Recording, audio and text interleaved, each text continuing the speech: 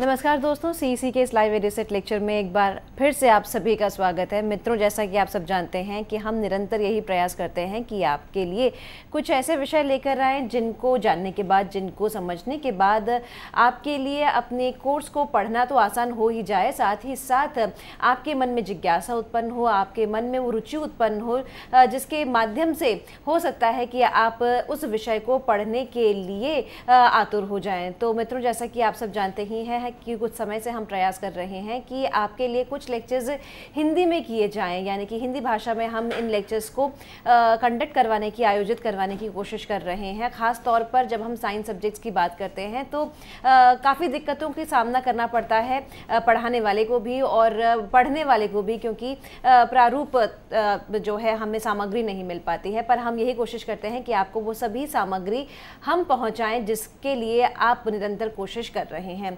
जैसा कि आप सब जानते हैं कि हमने एक सीरीज शुरू की हुई है फंडामेंटल्स ऑफ कंप्यूटर साइंसेज, और इस पर आज हम चौथा लेक्चर आयोजित करने जा रहे हैं। और इसके अंतर्गत हमने अपने पिछले लेक्चर में कंप्यूटर नेटवर्क्स के बारे में बात की कि कंप्यूटर नेटवर्क्स होते क्या है, किस किस तरह के कंप्यूटर नेटवर्क्स होते हैं, क्या वो तरीके हैं, क्या वो माध्यम है जिनके ज़रिए कंप्यूटर्स को कनेक्ट किया जाता है। तो मित्रों, ये तो हम अपने पिछले सेशन में बात कर ही चुके हैं, पर आज हम बात करेंगे कि क्या वो संरचना है, क्या वो टोपोलॉजी है जिसके माध्यम से या जिसका सहारा लेकर सभी कंप्यूटर्स को जोड़ा जाता है। खैर, मैं बिल्कुल भी वक्त ज़ाया नहीं करूंगी यहाँ पर, और क्योंकि हमारे साथ इस वक्त हमारे स्टूडियो में मौजूद हैं doctor US Pandey. Doctor Pandey associate professor हैं कंप्यूटर साइंस डिपार्टमेंट में, स्कूल ऑफ ओपन लर्निंग में, जो दिल्ली विश्वविद्यालय का एक अभिन्न अंग है। तो सबसे पहले तहे दिल से स्वागत करना चाहूँगी डॉक्टर यूएस पांडे का, और इन्हीं के माध्यम से, इन्हीं के ज़रिए जानना चाहेंगे कि कंप्यूटर्स किस तरीके से कनेक्ट किए जाते हैं। हम जानते हैं कि एक बहुत बड़ा जंजाल है, पर इस जंजाल को भी एक निर्धारित रूप में, एक तय रूप तरीके से जो है जोड़ा जाता है। तो वो तरीका क्या है? तो आइए सबसे पहले स्वागत करते हैं डॉक्टर यूएस पांडे का और जानने की कोशिश करते हैं और भी कंप्यूटर नेटवर्क्स की संरचना के बारे में। डॉक्टर पांडे, आपका एक बार फिर से स्वागत है। और जैसे कि हम बता ही चुके हैं कि कंप्यूटर नेटवर्क्स पर हम बात कर रहे हैं, और आज हम उस जाल, उस संरचना के बारे में बात करने वाले हैं जिसके बारे में बहुत से लोग जानते भी हैं और नहीं भी जानते हैं। बिल्कुल ठीक कहा आपने। अभी पिछले लेक्चर्स में हमने डिस्कस किया कंप्यूटर नेटवर्क के बारे में बहुत विस्तृत में। आज हम आपको उसकी संरचना और किस तरीके से उसकी टोपोलॉजी है, क्या स्ट्रक्चर होगा उसको अरेंज करने का, उसके साथ साथ कंप्यूटर में, कंप्यूटर नेटवर्क्स के लिए किन किन हार्डवेयर की ज़रूरत होती है, उस पर भी हम कुछ प्रकाश डालेंगे। उदाहरण के तौर पर आपने नाम सुना होगा हार्डवेयर का नेटवर्क में प्रयोग, हार्डवेयर यूज्ड इन नेटवर्किंग। सबसे पहले हम आपको बताते हैं हब क्या होता है। आपने सुना होगा मित्रों, जब कई कंप्यूटर्स को एक दूसरे से जोड़ते हैं तो उनके अंदर सूचनाओं के आदान प्रदान के लिए तथा उस कंप्यूटर को नेटवर्क से अटैच करने के लिए, साथ ही साथ अलग डिवाइसेस को अटैच करने के लिए हब का प्रयोग किया जाता है। आपने देखा इसमें अलग अलग तरीके के पोर्ट्स बने हुए हैं जिसमें डिफरेंट कंप्यूटर्स को अटैच किया जा सकता है वायर के थ्रू, और ये एक बहुत महत्वपूर्ण किस्म की चीज़ें हैं जिसके थ्रू आप इन चीज़ें कंप्यूटर्स को अटैच कर सकते हैं। हब के बाद दूसरी जो चीज़ सबसे महत्वपूर्ण है वो स्विच के नाम से जानी जाती है। वैसे तो हब और स्विच की काफ़ी कुछ चीज़ें कॉमन हैं, लेकिन स्विच थोड़ा सा ज़्यादा एडवांस टाइप की चीज़ों में अवेलेबल है। हब के थ्रू क्या होता है कि आप कंप्यूटर को कनेक्ट कर सकते हैं, किसी डिवाइस को कनेक्ट कर सकते हैं, साथ ही साथ जो वर्क स्टेशन से आपकी सूचनाएं आ रही हैं वो सभी कंप्यूटर को या सभी डिवाइसेस को भेजी जाती हैं। स्विच उसमें एक और फ़ायदेमंद, कुछ इंटेलिजेंट तरीके से काम करता है। स्विच बिल्कुल, आप उदाहरण के तौर पर अगर जानना चाहें तो ये बहुत सटीक उदाहरण तो नहीं होगा, लेकिन जैसे आपने देखा है कि इलेक्ट्रिसिटी बोर्ड पर डिफरेंट काइंड के स्विचेस बने हुए हैं। आप उससे फ़ैन भी चला सकते हैं, आप उससे डिफरेंट इलेक्ट्रिसिटी, कोई ट्यूबलाइट भी जला सकते हैं। दूसरा, आप चाहें तो उसका कोई जो चीज़ खाली है उसमें कोई और इक्विपमेंट अटैच करके चीज़ें चला सकते हैं। लगभग उसी तरीके से नेटवर्किंग के क्षेत्र में स्विच का काम है। स्विच में जैसे इलेक्ट्रिसिटी की सप्लाई आपके स्विच बोर्ड के थ्रू डिफरेंट इक्विपमेंट्स को होती है, डिफरेंट प्रोसीजर्स को एक पर्टिकुलर जगह पर होती है, लगभग वही चीज़ स्विच करता है जो आपके नेटवर्किंग के क्षेत्र में अगर इनको एक बाहर से कोई वायर जोड़ी गई और साथ में कोई लोकल एरिया नेटवर्क है आपके ऑफिस में, उस लोकल एरिया नेटवर्क को स्विच के थ्रू एक ब्रॉडर नेटवर्क से कनेक्ट किया जाता है और उसके द्वारा जितनी भी डिवाइसेस आपके ऑफिस में हैं, चाहे वो कंप्यूटर हो, चाहे वो प्रिंटर हो या कुछ और डिवाइसेस जो आप नेटवर्क के ऊपर डालना चाहते हैं, स्विच या हब के थ्रू कनेक्ट कर सकते हैं। ये आपको जिस कंप्यूटर की जितनी ज़रूरतें होती हैं उस हिसाब से स्विच उसको सप्लाई करता है और धीरे धीरे अगर आपको कंप्यूटर को ज़्यादा जानकारी चाहिए होती है तो स्विच कुछ चीज़ों को मेमोराइज भी कर लेता है। तो इस तरीके से इसका बहुत बड़ा उपयोग नेटवर्किंग के क्षेत्र में होता है। तीसरा हार्डवेयर जो रिपीटर के रूप में यूज़ होता है हार्डवेयर नेटवर्क में, इसका भी बड़ा योगदान है। आपने जैसा देखा यहाँ पे इंटरनेट, मोडेम, राउटर, सिग्नल और इसके बीच में रिपीटर का प्रयोग किया जाता है। मुख्यतः रिपीटर का उपयोग जो को भी इन सूचनाएं, जो कुछ भी चीज़ें आपको थ्रू नेटवर्क आती हैं उसको रोक करके रीब्रॉडकास्ट करने के तरीके को, उसकी क्षमता को बनाए रखना और उस क्षमता को दोबारा प्रेषित करने के लिए रिपीटर का प्रयोग किया जाता है। इनका मुख्य उद्देश्य है अगर सिग्नल जो आपके पास भेजा गया है उसमें कोई वीकनेस आ गई है या आपके डाटा में कुछ दिक्कतें आ रही हैं, उसको दोबारा संरक्षित करके ये रीब्रॉडकास्ट करता है और इसका बहुत ही महत्वपूर्ण योगदान है। आप जानना चाहेंगे कि रीब्रॉडकास्ट के क्यों करना पड़ता है। अक्सर जो सूचनाएं बहुत दूर से आती हैं, जैसा कि आपने देखा होगा इलेक्ट्रिसिटी या और क्षेत्रों में भी अगर सप्लाई बहुत दूर से आ रही तो बीच बीच में कुछ ऐसे इक्विपमेंट अटैच किए जाते हैं उससे उनकी चीज़ों की क्षय होने न पाए और उसी चीज़ को, उसी इलेक्ट्रिसिटी को रिप्रोडक्शन नहीं कहते, उसको दोबारा उसकी उसी क्षमता के रूप में आपको भेजा जाए, ऐसे इक्विपमेंट होते हैं। इसी तरीके से नेटवर्किंग के क्षेत्र में रिपीटर का भी प्रयोग किया जाता है। जो आपके नेटवर्क से सिग्नल्स आते हैं जो दूर से आ रहे हैं, उन सिग्नल्स को रिपीटर्स की सहायता से रीब्रॉडकास्ट किया जाता है और उनकी क्षमता में कोई कमी नहीं आने पाती। दूसरा जो महत्वपूर्ण इक्विपमेंट है वो राउटर के रूप में जाना जाता है। राउटर का उद्देश्य ये है कि आपके जो पैकेट्स हैं, आपकी जो इन्फॉर्मेशन है, आपकी जो फाइलें हैं, वो सुचारू रूप से जिस कंप्यूटर को देनी है, जिस कंप्यूटर को पहुंचानी है, वहां पर ही पहुंचाए। दूसरे शब्दों में राउटर को अगर हम जनरल भाषा में कहें तो ये बिल्कुल पोस्ट ऑफिस की तरह काम करता है। जैसे आपके पास पोस्ट ऑफिस में डिलीवरी के लिए सामान आता है और पोस्टमैन उसको निर्धारित एड्रेस पर ले आकर डिलीवर कर देता है, लगभग यही काम राउटर का होता है। फ़र्क इतना है कि कंप्यूटर की भाषा में आपकी जो सूचनाएं हैं वो निर्धारित कंप्यूटर को, जिस कंप्यूटर को देना है उस कंप्यूटर को पहुंचाना राउटर की जिम्मेदारी है। दूसरे शब्दों में कहें तो आपके जो पैकेट्स का मतलब यहाँ पर कंप्यूटर में सूचनाओं से जो सूचनाओं का संग्रह है, उस सूचनाओं को डिफरेंट पैकेट्स में संचित कर करके उनको निर्धारित जगह पर पहुंचाना ही राउटर का काम है। मेल के, चाहे वो मेल हो, चाहे वो किसी तरीके की फाइल्स हो, किसी भी नेटवर्क में अगर कोई दिक्कत है तो राउटर ये देखता है कि कितनी आसानी से वो पैकेट डिलीवर किए जाते हैं। इतना ही नहीं, राउटर की जिम्मेदारी ये भी है कि वो देखता है कि रास्ते में ट्रैफिक कैसा है। अमूमन यहाँ पर ट्रैफिक का मतलब कंजेशन ऑफ डेटा, अगर बहुत ज़्यादा डाटा का प्रवाह है तो राउटर ये भी देखता है कि किस तरीके से आसानी से इन पैकेट्स को जिस किसी को देना है उसको पहुँचाया जा सकता है। दूसरे शब्दों में ये कहना चाहूँगा कि वो शॉर्टेज पाथ मेथड, एक कोई दूसरा रूट भी तलाश सकता है कि आपको पैकेट्स आराम से अच्छे तरीके से जल्दी तरीके से पहुँचाए जा सकें। तो राउटर का बहुत ही बड़ा उपयोग इस कंप्यूटर सिस्टम, कंप्यूटर नेटवर्क्स में होता है। तीसरा हार्डवेयर जो बहुत ही उपयोगी है ब्रिजेस के नाम से।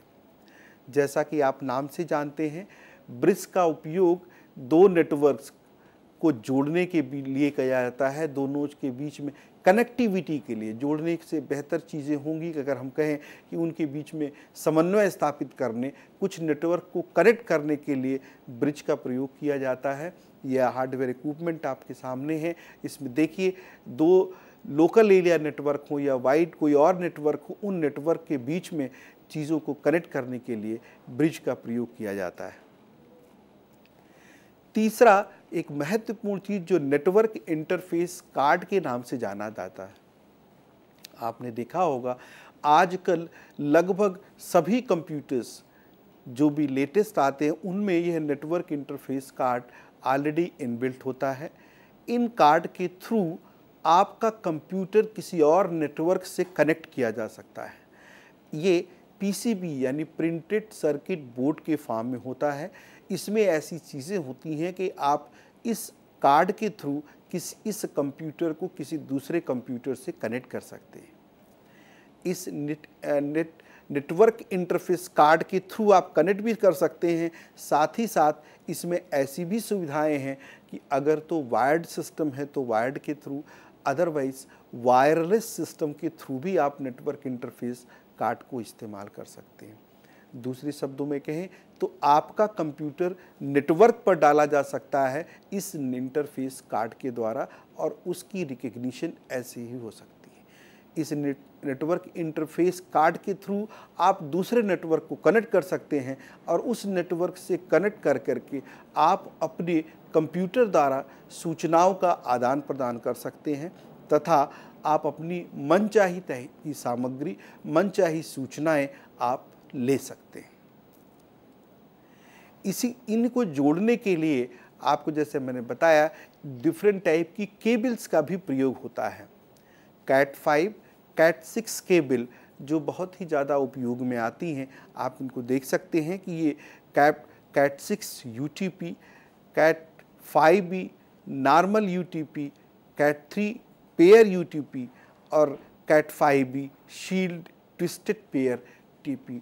इस तरीके के अलग अलग कई केबल्स आती हैं और इन केबल्स को ज़रूरत के हिसाब से किस नेटवर्क में कैसी चीज़ों की ज़रूरत है, कैसी केबल की रिक्वायरमेंट है, इनका प्रयोग किया जाता है और इसके थ्रू जो वायर्ड सिस्टम में सूचनाओं का आदान प्रदान आसानी से किया जाता है।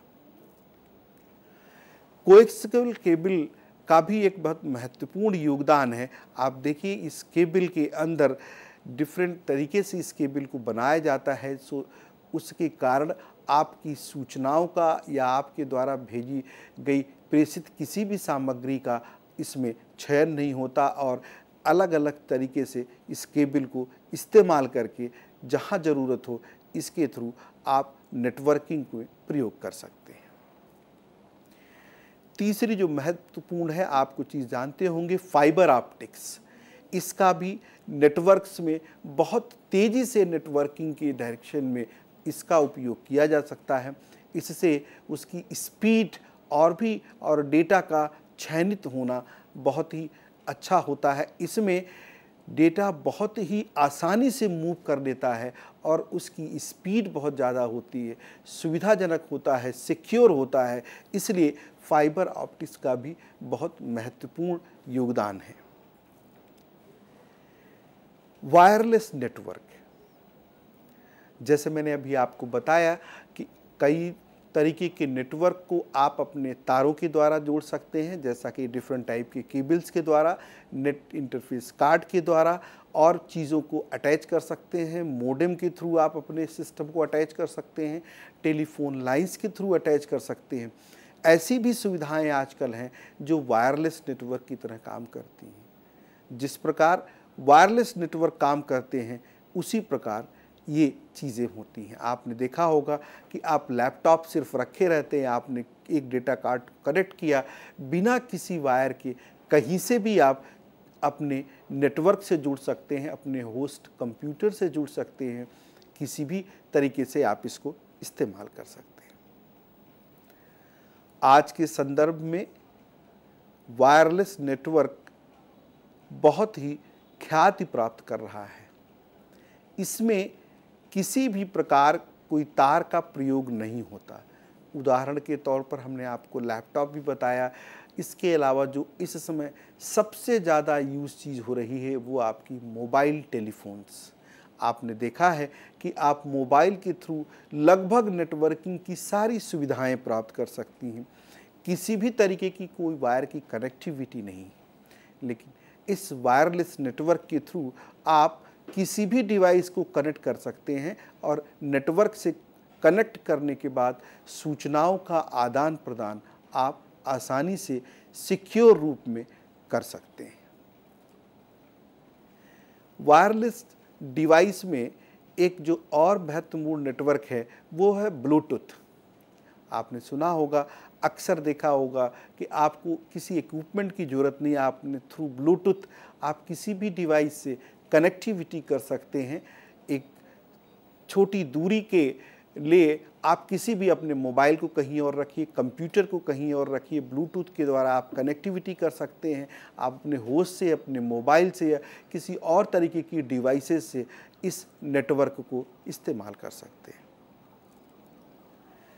माइक्रोवेव जो एक बहुत महत्वपूर्ण योगदान है इस आपके वायरलेस नेटवर्क के सिस्टम में, आप माइक्रोवेव के थ्रू आप डिफरेंट काइंड की डिवाइसेस को अटैच कर सकते हैं और कंप्यूटर्स को अटैच कर सकते हैं तथा बहुत ही स्पीड में अपने डाटा का आदान प्रदान कर सकते हैं।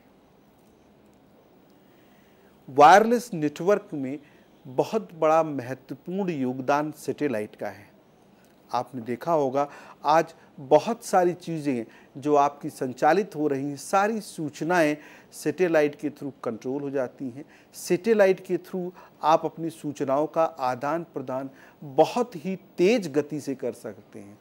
अमूमन अगर आपको कोई मेल यहाँ से भेजना है या कोई ऐसी सूचना जो आप सैटेलाइट के थ्रू भेजना चाहते हैं, बहुत ही जल्दी अपने निर्धारित स्थान पर पहुँच जाती है और नेटवर्क भी बहुत ही सिक्योर होता है, सुरक्षित होता है। इस सैटेलाइट के थ्रू सूचनाओं का आदान प्रदान पूरे विश्व में बहुत ही तेज़ी से हो रहा है।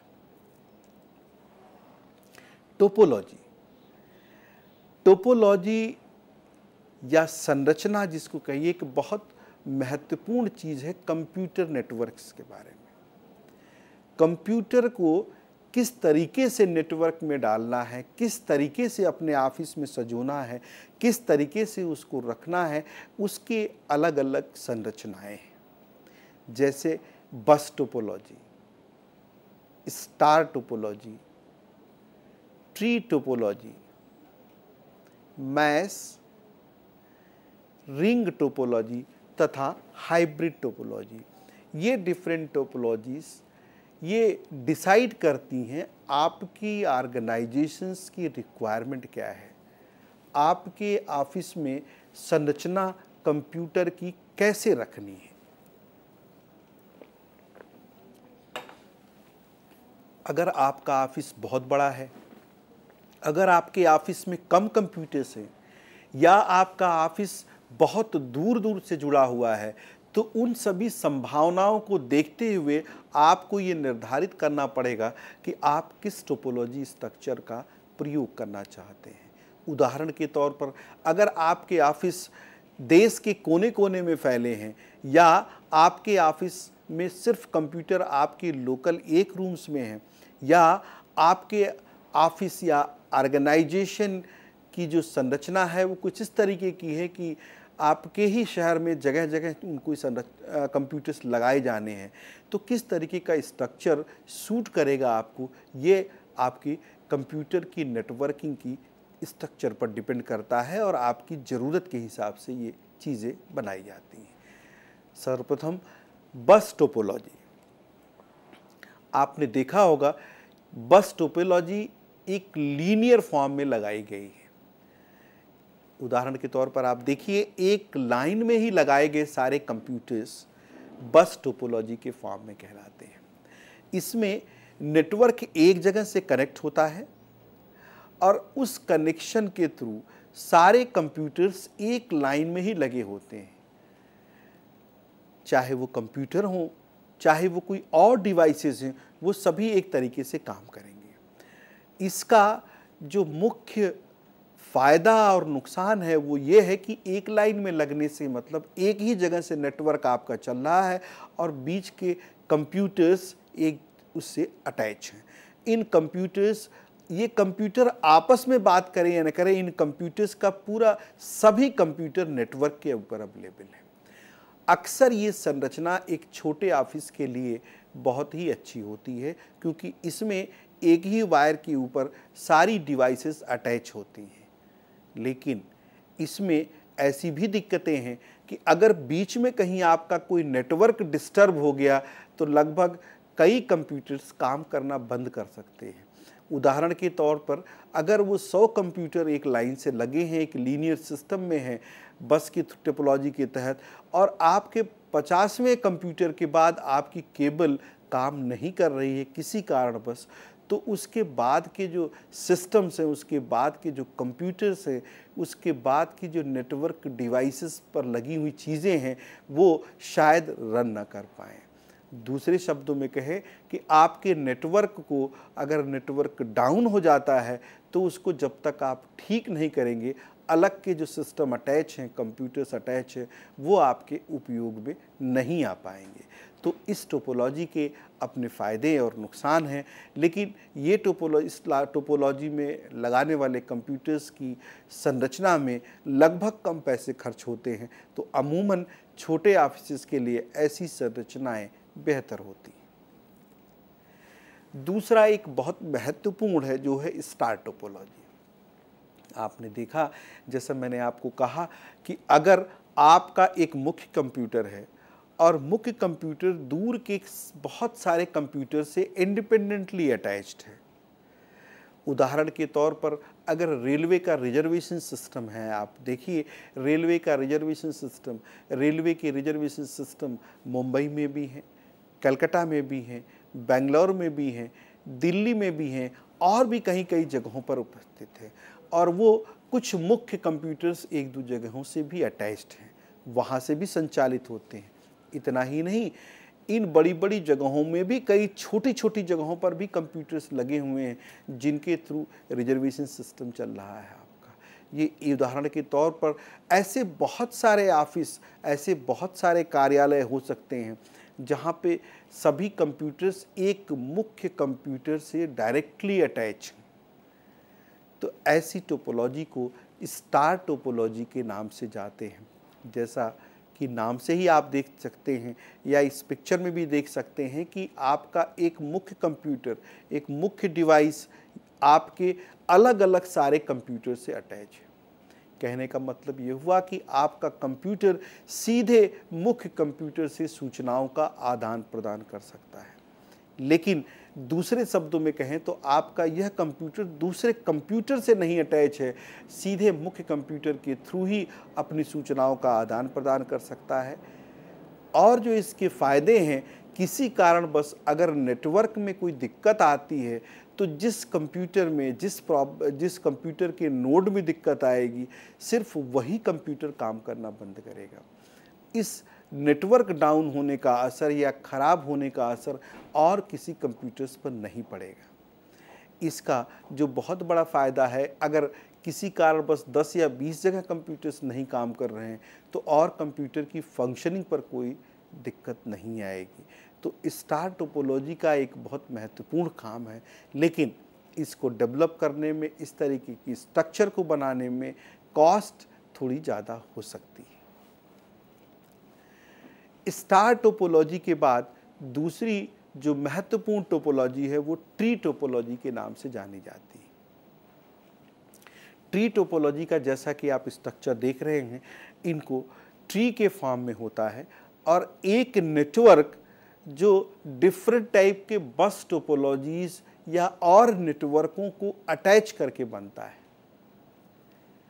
इस टोपोलॉजी में कई छोटे छोटे नेटवर्क जोड़े जाते हैं और इनको जुड़ा करके ट्री टोपोलॉजी स्ट्रक्चर का नाम दिया जाता है। इस टोपोलॉजी के अपने फ़ायदे हैं। इस टोपोलॉजी में आप जैसा देख पा रहे हैं, अगर छोटे छोटे नेटवर्क के अंदर कोई दिक्कतें हैं तो उनको वहाँ सुलझाया जा सकता है, वहाँ ठीक किया जा सकता है, और उसको फिर आप मेन नेटवर्क में डाल करके चीज़ों को, सूचनाओं को आदान प्रदान कर सकते हैं।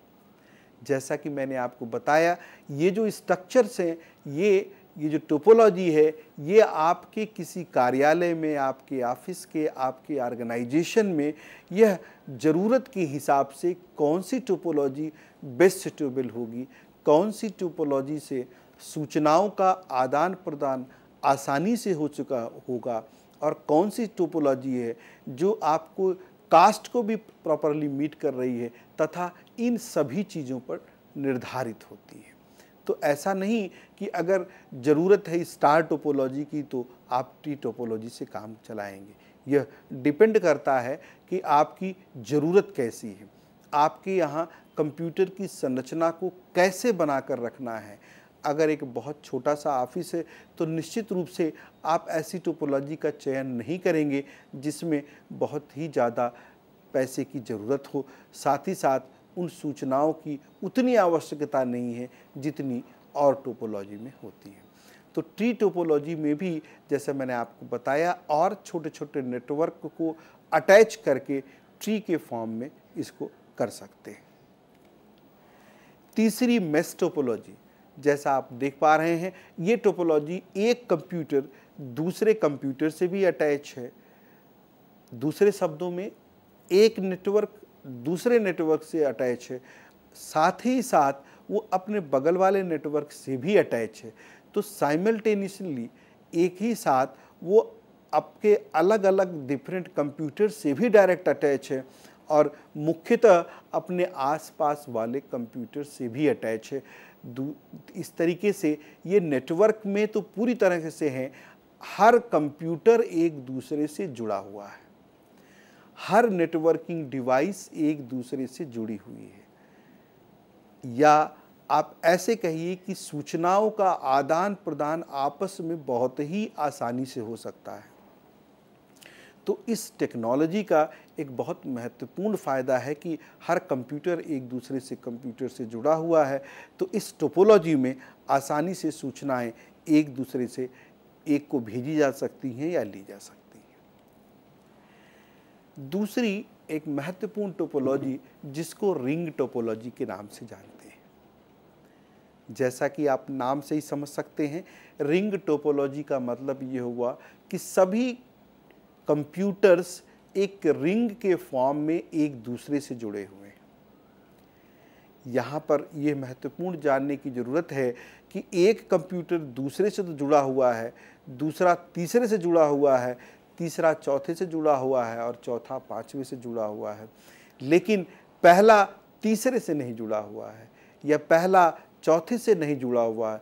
तो यह रिंग काइंड के स्ट्रक्चर में जहाँ ज़रूरत होती है, ऐसे टोपोलॉजी की ज़रूरत इस्तेमाल किया जाता है रिंग के फॉर्म में। लेकिन जैसा मैंने आपको पहले भी बताया कि ऐसी संरचना आपकी ऑफिस की ज़रूरत के हिसाब से सेट की जाती है, क्योंकि इसका एक जो डीमेरिट्स है, जो इसकी नुकसान है कि अगर बीच में नेटवर्क कहीं भी ख़राब हो गया तो आपका कंप्यूटर, आपका नेटवर्क डिस्टर्ब हो जाएगा। दूसरे शब्दों में आप एक दूसरे कंप्यूटर से सूचनाओं का आदान प्रदान नहीं कर पाएंगे। जैसा आपने देखा स्टार टोपोलॉजी में, आप सूचना अगर एक दो नोड खराब भी हो जाते हैं तो भी आपका नेटवर्क कोई दिक्कत नहीं आती। लेकिन रिंग टोपोलॉजी में अगर आपका बीच का कंप्यूटर, बीच का कोई भी नोड खराब हो गया तो उससे संबंधित जो आपस के नेटवर्क में कंप्यूटर होंगे वो काम करना बंद कर देंगे या नेटवर्क में दिक्कत आएगी। तो रिंग टोपोलॉजी को अपने तरीके से इस्तेमाल करने की ज़रूरत है। तीसरी एक जैसा नाम से समझ रहे हैं, हाइब्रिड टोपोलॉजी। हाइब्रिड टोपोलॉजी जैसा मैं बताया आपको, ये टोपोलॉजी कई चीज़ों की मिक्स टोपोलॉजी के नाम से ज़रूरत पड़ी तो इसमें रिंग टोपोलॉजी, ज़रूरत पड़ी तो इसमें हाइब्रिड स्टार और मेश टोपोलॉजी या बस टोपोलॉजी को भी अटैच करके एक अटैच किया जा सकता है। तो डिफरेंट टोपोलॉजीज़ का एक मिक्सचर के फॉर्म में चीज़ें जो इस्तेमाल की जाती हैं उसको हम हाइब्रिड टोपोलॉजी के नाम से जानते हैं।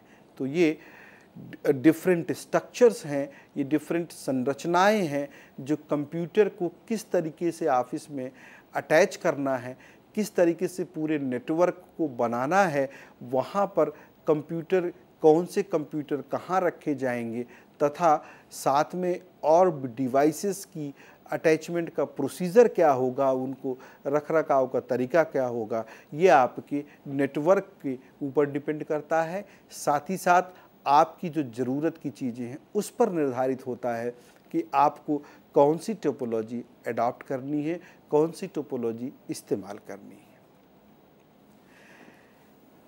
तीसरी आपको एक महत्वपूर्ण जानकारी, कोड डिवीज़न मल्टीप्लेक्स एक्सेस। आपने देखा होगा डिफरेंट टाइप की टेक्नोलॉजीज़ जो इस्तेमाल किए जाती हैं आजकल।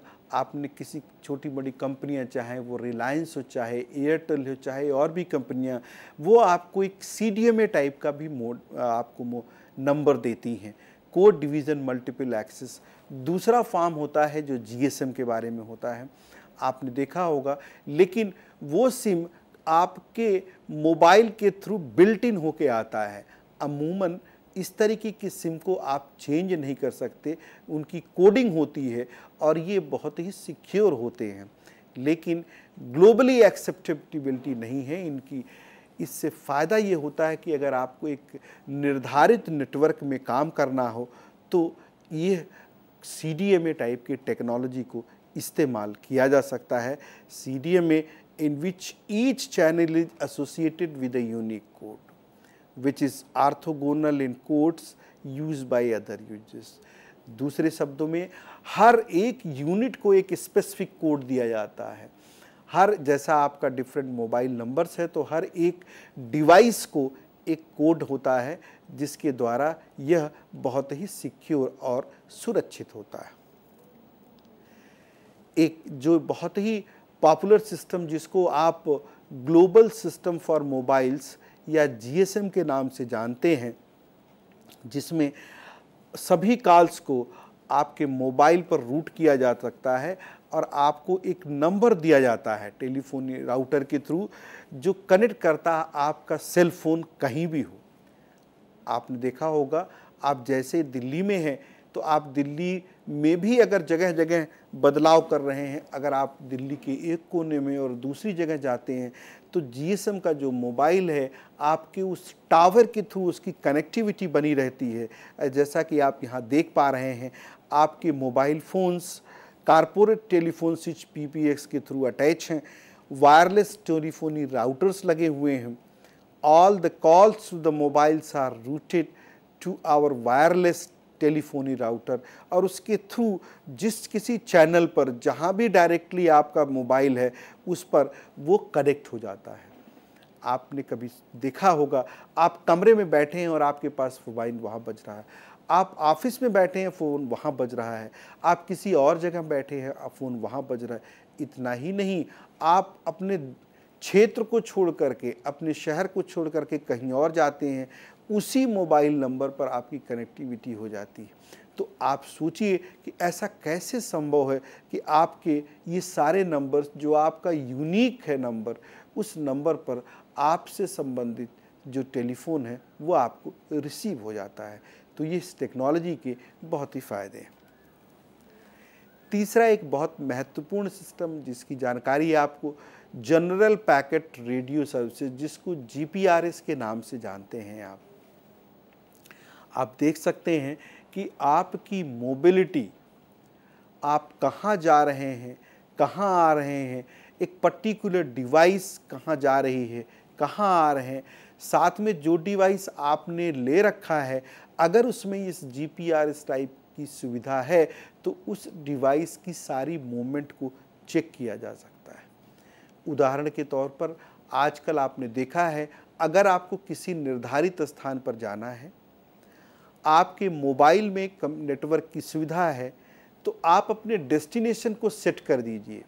आपको जहां जाना है उस निर्धारित, अगर आपका कंप्यूटर नेटवर्क से अटैच है तो आप उस जगह का नाम दीजिए, कंप्यूटर ढूंढ के उस जगह का नाम भी बताएगा आपको। और अगर आपको उस रास्ते की जानकारी नहीं है, कहाँ जाना है और कहाँ से जाना है, वो सारी सुविधाएं आपको मोबाइल पर अपने आप पता लग जाएंगी। इतना ही नहीं, आपको वो डायरेक्शन भी पता लग जाएगा कि किस तरीके से आपको वहाँ जाना है। आजकल देखा होगा आपने, लगभग रेडियो टैक्सीज़ में, या आप खुद भी कहीं जा रहे हैं तो अक्सर आप जीपीआरएस का इस्तेमाल करके डेस्टिनेशन को सेट करके अपनी कार को बिना एनी किसी हेजिटेशन के ड्राइव कर सकते हैं। आपको निर्धारित जगहों की जगह जगह सूचनाएं वो अपने आप मोबाइल बताता रहेगा। उदाहरण के तौर पर, अगर आप यहाँ से दिल्ली विश्वविद्यालय जाना चाह सकते हैं, दक्षिण दिल्ली से दिल्ली विश्वविद्यालय जाना चाहते हैं, और कंप्यूटर में अपने मोबाइल में आपने जीपीआरएस को ऑन कर दिया, आप उस डेस्टिनेशन को ऑन कर दिया, आपकी कार की मूवमेंट में आपके कार की गति को तो बताएगा ही, आप किस डायरेक्शन में चल रहे हैं वो भी बताएगा, साथ में रोड्स पर जहाँ भी मुड़ना है आपको और क्या निर्धारित रास्ता है उसको कम से कम समय में आपको वहाँ पहुँचाने में और आपको इंगित करते हुए चीज़ों को बताने में मदद करता है। यह बहुत थोड़ी सी चीज़ें मैं बता रहा हूँ, जीपीआरएस के बहुत ही ज़्यादा उपयोग हैं। आपकी सारी मोबिलिटी, जैसे मैंने आपको बताया, अगर आपकी कार की स्पीड 40 किलोमीटर है तो आप कार में भी बैठ के चेक कर सकते हैं। आपको ये जीपीआरएस दिखाएगा कि आपकी गति ये है। आप रेलवे के थ्रू जा रहे हैं तो आपको रेलगाड़ी की स्पीड भी आप उसके थ्रू चेक कर सकते हैं। इतना ही नहीं, और भी बहुत सारी चीज़ें आप जीपीआरएस के थ्रू कर सकते हैं। तीसरी चीज़ें, जैसा आपने देखा है, इस समय आजकल रेलवे ने भी ऐसी सुविधा शुरू कर रखी है, इनके थ्रू नए नए इंक्वायरी सिस्टम बनाए गए हैं। या आपको अपने कंप्यूटर को लोकेट करना है, आपके अपने कार को लोकेट करना है, तो अगर ये सिस्टम बने हुए हैं तो ऑटोमेटिकली इस सिस्टम के थ्रू आप ये जान सकते हैं ट्रेन कहाँ पर पहुँची, कितनी दूरी पर पहुँची, किस जगह पर है, उससे दूरी कितनी है डेस्टिनेशन की, आपकी कार कहाँ है। खासकर रेडियो टैक्सी और अलग तरीके की जो सुविधाएं प्रदान वाली कार कंपनियां हैं वो इसका विशेष ध्यान रखती हैं। अगर आपने कोई गाड़ी बुक की और आपको कार जो सबसे नज़दीक वाली कार होगी वो आपके पास जल्दी से जल्दी पहुंच जाए, तो इस सिस्टम का उपयोग करके कार कंपनियां, ये कार को रेंटल प्रोवाइड करने वाली जो कंपनियां हैं वो कोशिश करती हैं कि जल्दी से जल्दी ये चीज़ें आपको मिल जाएं। तो जीपीआरएस का एक बहुत महत्वपूर्ण योगदान है। और इतना ही नहीं, अक्सर जो इसका प्रयोग, खासकर अगर आपको कोई एम्बुलेंस सर्च करनी है या आसपास किसी और तरीके की सुविधा की ज़रूरत है, तो आप जीपीआरएस सिस्टम के थ्रू आप उसको लोकेट कर सकते हैं, उसको जानकारी को हासिल कर सकते हैं, सूचनाओं को भेज करके सूचनाओं का आदान प्रदान भी किया जा सकता है। तो ये डिफरेंट काइंड की मोबाइल सिस्टम, मोबाइल टेक्नोलॉजीज़ हैं जिनको आप इस्तेमाल कर करके बहुत तरीके के काम कर सकते हैं। हमने आपको कुछ उदाहरण दिए हैं, जैसे चाहे वो रेलवे लाइन का, रेलवे गाड़ी का हो, चाहे वो आपकी किसी कार को लोकेट करना हो। तीसरा जो आजकल बहुत ही महत्वपूर्ण है, स्पेशली ट्रक्स के बारे में, दूर दराज ट्रक्स बहुत दूर कई दिनों तक बाहर रहते हैं, उनको उनके मालिक प्रॉपरली कंट्रोल कर पाएँ और सिस्टम को जान पाएँ, इसलिए भी जीपीआरएस का बहुत उपयोग होता है। आसानी से चीज़ों को लोकेट कर पाना इस सुविधा के थ्रू आप आसानी से कर सकते हैं। जीपीआरएस के अलावा और भी ऐसी चीज़ें हैं जिनके थ्रू आप कंप्यूटर नेटवर्क्स में काम कर सकते हैं।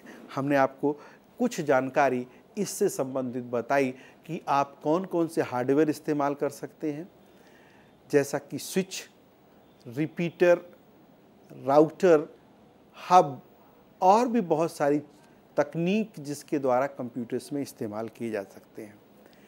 तीसरी एक जो महत्वपूर्ण चीज़ है जिसके द्वारा आप इसको इस्तेमाल कर सकते हैं, वह सिम। आपने देखा होगा मोबाइल में आप सिम इस्तेमाल करते हैं और सिम के थ्रू आप इस डिवाइसेस को बहुत ही आसानी से अपने मोबाइल में अटैच करके जहाँ भी चाहे वहाँ मूव कर सकते हैं। तो जो सिम की टेक्नोलॉजी है, आप देखते हैं कि मोबाइल के अंदर एक छोटी सी डिवाइस आपने अटैच की और उस डिवाइस के थ्रू आप कहीं से ज़्यादा नेटवर्क से कनेक्टेड हैं। तो आपके नेटवर्क को कनेक्शन के लिए सिम की टेक्नोलॉजी एक बहुत महत्वपूर्ण योगदान देती है। आपने देखा होगा दैनिक जीवन में आप मोबाइल में एक छोटे से सिम को इस्तेमाल करते हैं, उस सिम के ऊपर पीसीबी बनी होती है। पीसीबी मतलब प्रिंटेड सर्किट बोर्ड। उसमें कुछ सर्किट्स बने होते हैं, जो सर्किट आपको नेटवर्क करने में, कंप्यूटर के द्वारा खुद को अटैच करने में सहायता करते हैं और आप मोबाइल कहीं भी रहता है उसकी लोकेशन को लोकेट करके कनेक्ट करने की ज़रूरत है। आपने देखा होगा जगह जगह पर डिफरेंट टावर्स लगे होते हैं। कहने का मतलब आप एक जगह से दूसरी जगह का जैसे ही मूवमेंट करते हैं, आपके सिम जो आपके एक टावर से कनेक्टेड है दूसरी जगह से सिग्नल को रिसीव करना शुरू कर देता है। कभी कभी आपने देखा होगा कि आपको सिग्नल नहीं मिलते हैं, इसका मतलब आपकी कनेक्टिविटी या आपका जो सर्विस प्रोवाइडर है उसकी कनेक्टिविटी वहाँ अवेलेबल नहीं है। तो सिम का एक बहुत महत्वपूर्ण योगदान है। आपने देखा है कि एक छोटे से सिम जो मोबाइल के अंदर इंसर्ट करके आप उस टेक्नोलॉजी का इस्तेमाल कर सकते हैं, कंप्यूटर नेटवर्क्स के थ्रू अटैच हो सकते हैं। इतना ही नहीं, आप उस सिम के थ्रू ही इंटरनेट के थ्रू किसी बड़े बड़े नेटवर्क से भी अटैच कर सकते हैं, उनसे सूचनाओं का आदान प्रदान आसानी से कर सकते हैं तथा आप किसी और नेटवर्क से जुड़ सकते हैं। आपने देखा होगा या आप खुद मोबाइल पर इंटरनेट की सारी सुविधाओं को एक्सेस कर सकते हैं। यह नेटवर्क जब आपको सिम के थ्रू मोबाइल में नेटवर्किंग की सुविधा उपस्थित हो जाती है तो आप अपने ही मोबाइल पर विभिन्न प्रकार के एप्लीकेशंस को जोड़ करके, आजकल जैसे बहुत सारे एप्लीकेशंस के ऐप आने लगे हैं, आप उन एप्लीकेशंस को डाउनलोड कर सकते हैं तथा उनकी सारी सुविधा का लाभ आप बहुत आसानी से उठा सकते हैं। उदाहरण के तौर पर अगर आपको कुछ बिल की पेमेंट्स करनी है तो वैसे तो आप डायरेक्टली जाकर के उसकी साइट पर पेमेंट कर सकते हैं। तीसरी, आजकल बहुत सारी ऐसी एप्लीकेशंस चीज़ें आ रही हैं जो आपके मोबाइल पर अवेलेबल हैं, आप उसको क्लिक कीजिए और आसानी से आप अपनी सारे काम को कर सकते हैं। रेलवे से संबंधित जैसे आपने देखा होगा IRCTC की वेबसाइट आप अपने लैपटॉप पे भी चला सकते हैं, अपने डेस्कटॉप पे भी चला सकते हैं और कंप्यूटर्स पे भी चला सकते हैं। और साथ ही साथ जैसा आपने बताया कि आप अपने मोबाइल पर उस ऐप को डाउनलोड कीजिए जो IRCTC से संबंधित है। आपका स्पेसिफिक कोई कोड बन जाएगा, आपका कोई पिन नंबर होगा, उसके थ्रू बहुत ही आसानी से आप खोल करके अपने रिजर्वेशन को करा सकते हैं। इतना ही नहीं, ट्रेन के बारे में जो भी सारी जानकारी चाहिए आपको, वो भी वहाँ से बहुत आराम से मिल सकती है आपको। तो ये जो सिम है ये बहुत महत्वपूर्ण योगदान आपकी कनेक्टिविटी में देता है। ऐसे बहुत सारे हार्डवेयर हैं जो इससे कनेक्टेड किए जा सकते हैं। सिम के और भी फ़ायदे हैं इस पर, जैसे मैंने आपको बताया कि कुछ प्रिंटेड सर्किट बोर्ड्स होते हैं, उन सर्किट के थ्रू ये नेटवर्क से कनेक्ट हो जाता है और नेटवर्क से कनेक्ट होने के बाद जो कंप्यूटर के नेटवर्क की, इंटरनेट की सारी सुविधाएं आप अपने मोबाइल पर, उदाहरण के तौर पर आप अपने सारे ईमेल की जानकारी आप मोबाइल पर ही ले सकते हैं। भले ही आपका किसी और कंप्यूटर कहीं और पे भी आपने चीज़ें खोल रखी हों, उसके अलावा वो सूचनाएं जो आप कंप्यूटर्स में अलग अलग जगह से लेते हैं, उन सूचनाओं को आप अपने मोबाइल के थ्रू भी प्राप्त कर सकते हैं, कनेक्ट कर सकते हैं। डिफरेंट काइंड के एप्लीकेशंस जैसे मैंने आपको बताया, चाहे वो रेलवेज़ हो या किसी और तरीके की चीज़ें हों, उन सब के साथ साथ और भी चीज़ें आप कनेक्ट कर सकते हैं। इस महत्वपूर्ण जानकारी के साथ हम आपको धन्यवाद देना चाहते हैं तथा हम इसकी जो और कुछ उपयोगिताएं हैं, जैसे हमने बताया आपको कि सिम के साथ साथ और भी ऐसी डिवाइसेस हैं जो कंप्यूटर्स में आप इस्तेमाल की जा सकती हैं। नेटवर्क के लिए नई नई टेक्नोलॉजीज़ भी इस्तेमाल हो रही हैं जिनके द्वारा इनकी स्पीड को और अच्छा बनाया जा सकते, तथा संचार का जो माध्यम है, जैसे हमने आपको बताया कि इसके लिए एक अलग किस्म के ऑपरेटिंग सिस्टम की ज़रूरत होती है जिसको हम लोग नेटवर्क ऑपरेटिंग सिस्टम के नाम से जानते हैं। क्योंकि जब ये कनेक्टिविटी कंप्यूटर्स की होती है तो लगभग हर डिवाइस का एक अपना अलग ऑपरेटिंग सिस्टम हो सकता है। एक कंप्यूटर का ऑपरेटिंग सिस्टम अलग होता है तो दूसरे का अलग होता है। उन सभी ऑपरेटिंग सिस्टम को भी कंट्रोल करना, साथ ही साथ जो आपका मुख्य कंप्यूटर है, जो आपका मुख्य सर्वर है जिसके बारे में हमने आपको पहले जानकारी दी है, उस सर्वर से कनेक्टिविटी सुचारू रूप से हो पाए, इन सभी चीज़ों को बनाने के लिए नेटवर्क ऑपरेटिंग सिस्टम का हम इस्तेमाल करते हैं और उस नेटवर्क ऑपरेटिंग सिस्टम की सहायता से पूरे नेटवर्क को कंट्रोल करते हैं। दूसरे शब्दों में ये कहें तो पूरे नेटवर्क को डायरेक्ट कंट्रोल करते हैं और पूरे सिस्टम को ठीक सुचारू रूप से, सुरक्षित रूप से बनाने रखने में सहायता करते हैं। धन्यवाद जी, बहुत बहुत धन्यवाद डॉक्टर पांडे आपका कि आपने जिस तरीके से समझाया कि किस तरीके से कंप्यूटर नेटवर्क्स को जोड़ा जाता है, क्या संरचना है कंप्यूटर नेटवर्क्स, यानी पूरे जाल की जिस जाल में ताना बाना बुना जाता है, इसको समझाने के लिए आपका बहुत बहुत शुक्रिया। अब मुद्दा यहाँ पर उठता है क्योंकि जब भी हम टेक्निकल चीज़ों की बात करते हैं तो जहाँ पर कुछ फ़ायदे हैं वहाँ कुछ नुकसान भी हैं, जहाँ हम कह सकते हैं कुछ अच्छा करने की कोशिश की जाती है वहाँ कुछ खामियां भी रह जाती हैं। तो टेक्निकली किन बातों का ध्यान रखना पड़ता है जब हम कंप्यूटर्स को जोड़ते हैं? तो आपने बहुत महत्वपूर्ण प्रश्न पूछा। मैंने अभी आपको बीच में बताया भी था कि ये जो संरचनाएं हैं अलग अलग तरीके की, इनमें कई चीज़ें, अगर किसी ऑर्गेनाइजेशन में, किसी कार्यालय में इन कंप्यूटर्स की संरचनाओं को देखना है तो इसके लिए मुख्य चीज़ें ये देखनी है कि आप कॉस्ट भी एक बहुत बड़ा इंपॉर्टेंट फैक्टर है, क्योंकि जितनी संरचनाएं हैं उसमें कॉस्ट बहुत वैरी करती है। तो कितना योगदान, कितना पैसा आप नेटवर्क के ऊपर खर्च करना चाहते हैं। दूसरा, कितनी सुरक्षित सूचनाएं हैं आप जो रखना चाहते हैं। तीसरी जो महत्वपूर्ण है, कितनी दूरी पर सूचनाओं को भेजना है या उनके आदान प्रदान करने हैं। जैसा मैंने आपको बताया, अगर आपके, जैसे उदाहरण के तौर पर दिल्ली विश्वविद्यालय है, दिल्ली विश्वविद्यालय के कई कैंपसेस हैं, उन कैंपसेस को कंप्यूटर के थ्रू कैसे अटैच करना है, उनके छोटे छोटे नेटवर्क्स को एक ब्रॉडर नेटवर्क पर कैसे अटैच करना है, कौन सी संरचना उस विश्वविद्यालय के कामकाज में उपयोगी होगी, इन सभी चीज़ों को देख करके उस संरचना का उपयोग किया जाता है।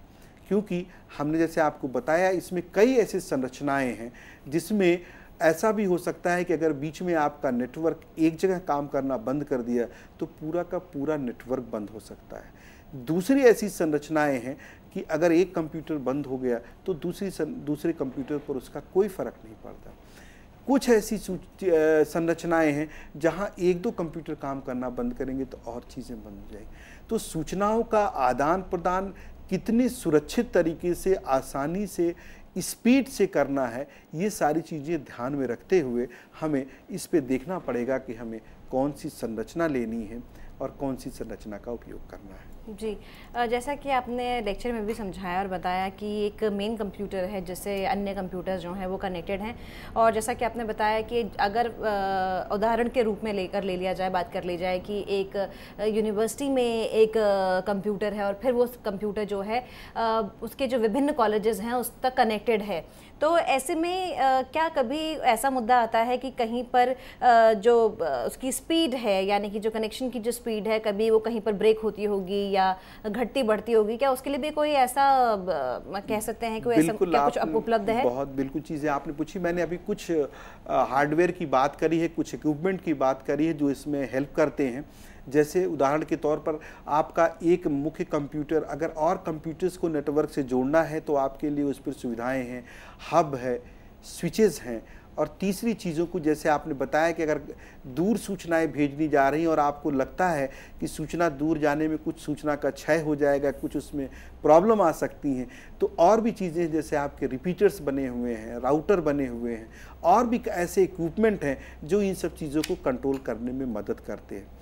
स्पीड और कुछ चीज़ें ज़रूर महत्वपूर्ण हैं। कभी कभी ये डिफरेंट सॉफ्टवेयर्स पर भी डिपेंड कर सकता है कि आपका माध्यम क्या है, नेटवर्किंग किस तरीके से कर रहे हैं, उसके लिए क्या सॉफ्टवेयर इस्तेमाल किया है आपने। ये सारी चीज़ें भी उसमें उतना ही महत्वपूर्ण योगदान देती हैं जितना कि हार्डवेयर इक्विपमेंट का है।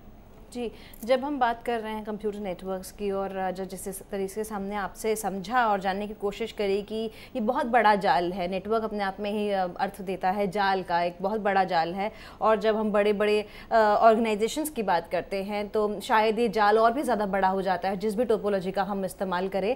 तो ऐसे में ये भी जानना चाहूँगी आपसे कि आपने बताया कि विभिन्न जो चाहे कितने कुछ भी हम हब्स यूज़ करते हैं, जो भी दस्तावेज़ और हम इस्तेमाल करते हैं इसकी स्पीड कनेक्टिविटी को बढ़ाने के लिए, ऐसे में मैन पावर इस काम के लिए ज़्यादा चाहिए होती है या कम चाहिए होती है, या ये प्रोसेस जो है सब ऑटोमेटिक है? ये भी बहुत महत्वपूर्ण इसलिए देखिए, हमने आपको बताया कि दो तरीके की चीज़ें हैं।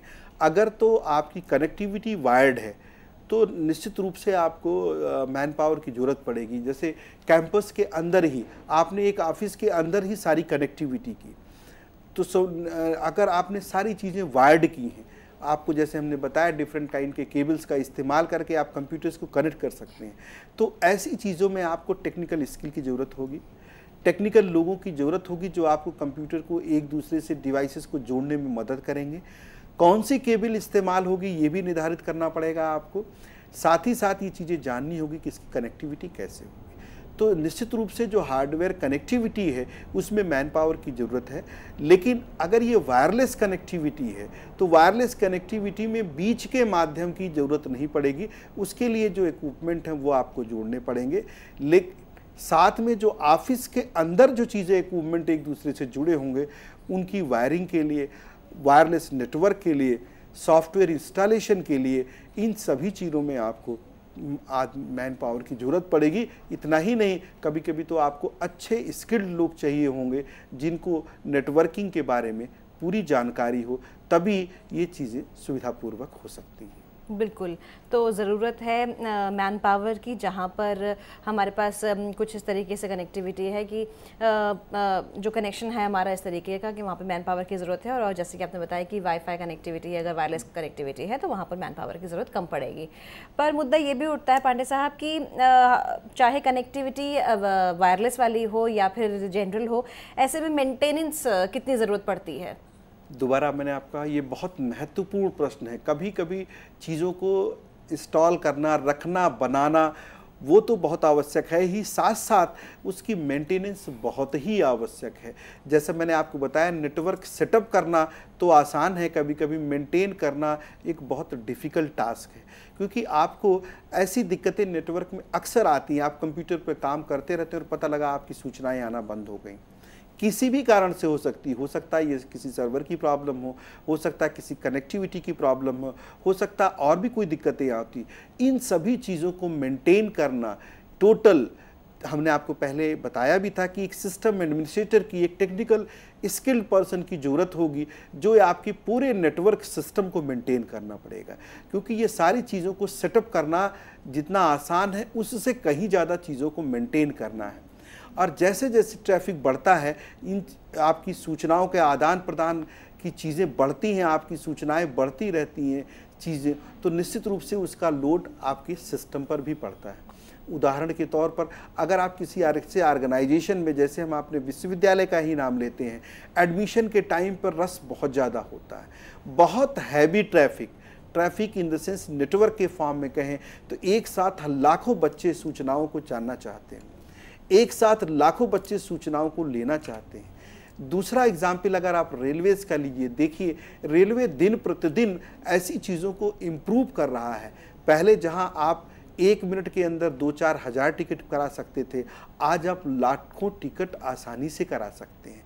तो इन सभी चीज़ों को नेटवर्क के थ्रू ध्यान रखने की, मेंटेन करने की, सिक्योर करने की बहुत ही ज़्यादा आवश्यकता है, वरना डिमांड और सप्लाई के साथ ही उस नेटवर्क सिस्टम को सुचारू रूप से चलाने के लिए, बने रहने के लिए उसकी मेंटेनेंस बहुत ही आवश्यक है। और वो भी किसी स्किल्ड पर्सन जिसको कि नेटवर्क की जानकारी हो, जो आपको नेटवर्क ऑपरेटिंग सिस्टम के बारे में भी जानता हो, साथ ही साथ जितने भी हार्डवेयर इक्विपमेंट इस्तेमाल किए गए हैं उनके बारे में उसको जानकारी हो, जो आईपी एड्रेसेस यूज़ किए जा रहे हैं उसके बारे में जानकारी हो।